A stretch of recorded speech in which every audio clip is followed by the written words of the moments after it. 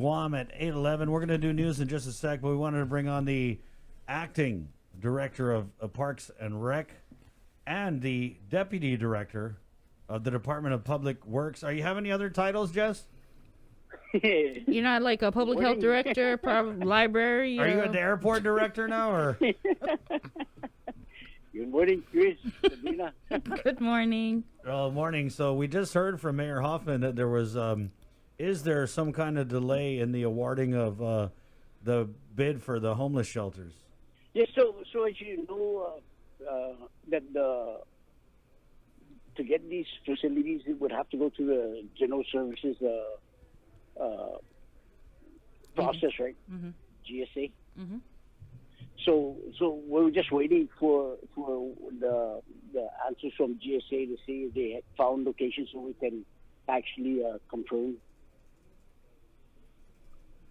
So, we heard from Angel Sablon earlier this week. He mentioned that there was a location, apartment complex in Mongmong Totumaiti that might be the location for the hardened shelter. Is that now off the table? Yes. Sabrina, so there's different locations. People are putting in their interest into the what we're requesting for, and everything would as everybody submits their interest, they would have to be reviewed to make sure that they meet with what the requirements that we're asking for on the bid. Right, but isn't there a deadline to submit a response? There is a deadline, so I don't know what the deadline exactly is, but it's being actively worked on. Mm-hmm. Were there bids that came in or responses that came in that were determined didn't meet the specifications that were required, and then that's what GSA is looking at. So when they submit a bid, it goes through the process, right? They see they meet the qualifications and stuff like that. Yeah, but it just seemed like everybody was kind of confident that we would have something set to go. Yes, you're right that everybody wants it to go through, but we gotta make sure it's done right. We don't want to just award and then it's not the right way to do it. It's a complex thing. Please don't go there. It's not just getting a place for the homeless. We gotta think about the intake, right? When we receive the homeless, we gotta have them screened. We don't want to put people together in case they have some kind of ailments or whatever. We don't want to have it spread, so they have to be screened. There's a screening process. There's a lot of things. It's not just getting a place and putting them in, and then we might compound the problem more. I think right, but isn't GSA's responsibility is to handle that side of it, to ensure that the wraparound services are in place, or is it their responsibility to find the location or decide on the location? Yeah. So the wraparound, so that's all part of the thing. Are we getting a building with the wraparound service, or we're just getting the building and then we have to source again another wraparound service? There's different things, Patty. Sabrina. Oh, Lord. Sorry. Sabrina, to this thing, right? It's not, and we want to make sure that we're going in the right direction. We don't want to award and then we say, oh man, we forgot this thing. We want to make sure that it's all going to work in harmony to get this thing done for the homeless. Mm-hmm. So the government doesn't provide those sorts of wraparound services? Well, that's why it's real complicated. This is the first time we're dealing with this kind of thing to get it running. There's it's been talked about in the past, and now we have to do it because of this pandemic. Mm-hmm. It's difficult.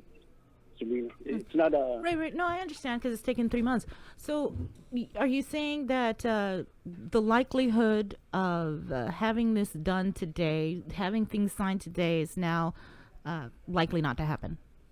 I'm not too sure we can put the package actually fully together today. So we're going to see what... so we're looking at putting together another package? I don't know yet, because that's why I'm saying it's difficult, because there's things. So if we award for a building, so who's going to manage the building? Do we have people to manage it? Is it going to be an agency? Is it going to be? It's really hard, Sabrina. It's not a easy thing to deal with this issue that we're dealing with, the homeless. Yeah. Right? And I only asked this because it just sounded like we already had thought about this. Because Yes. why would we So- say that we're so close? So they were planning stuff. So as we discussed the issues, there's things that happen, right? So they're saying if we do this, we have to have this in place. You know what I'm saying, right? Yeah, I We do. cannot I just, do. Give one and then we're gonna say, oh shit, we gave out the house or the building for them to be in, but now what's our next step? So we're trying to make it work where when we give it out, it all falls together. I just feel like we've been hearing this for months already. I mean, I don't feel like we have. We've Well, been- I'm on the team, so I'm trying to get a better handle of what's going on. So I'm trying, and the team is trying to get it done. Yeah. What are we going to do in the We meantime? don't want to give something and then it's not what we expect. Right. This is Jess Garcia, Deputy Director of Public Works and also the Acting Director of Parks and Rec. So what are we going to do in the meantime, Jess? We spoke with Mayor Hoffman, and he had said there was some discussion about sticking the homeless in gyms. Well, that's one of the things, and I'm pursuing it as we speak to see what's our best avenue to at least take care of the immediate issue of the homeless, right? So I'm involved with the group, so I'm sure I'm not going to make it. If I'm going to do it, I'll make sure that we get whatever we say we're going to do. That's it. They brought in the Terminator, Jess Garcia. He's going to terminate this, get it over with. I'm going to help the process to get it Right. easier, so that just to make sure that it gets done the right way. So if we go and do the cleanup, It's a team effort here. right? Yeah. Just- But Jess, if we go and do the cleanup tomorrow and we're cleaning up Paseo, are we just going to clean around the homeless, or how are we going to work that? Because remember, they were. There's so like Paseo, for example. Right? So that's under Parks and Recreation. So I'll make sure that whatever was done. Actually, I already started doing the cleanup since I got it. So it has to be a regular thing. You let it build up, you get more trash. If you do it every day, it's very little to clean. Just a maintenance issue. Okay. Okay. So what's going to happen? When can you give us new info, Jess? Man, as soon as I get it, man, I'll call you, Chris, and Okay. let you know. Yeah. But right now, I'm trying with the team to solve this issue Right. All right. because All right, Jess. everybody's barking about it, and we need to move on and get it done. So you're taking it serious, housing the homeless. Yes, sir. Thanks, Jess. Thank you, Okay, Jess. thank you. All right. Okay. Wash your hands. Oh, there you go. Jess Garcia.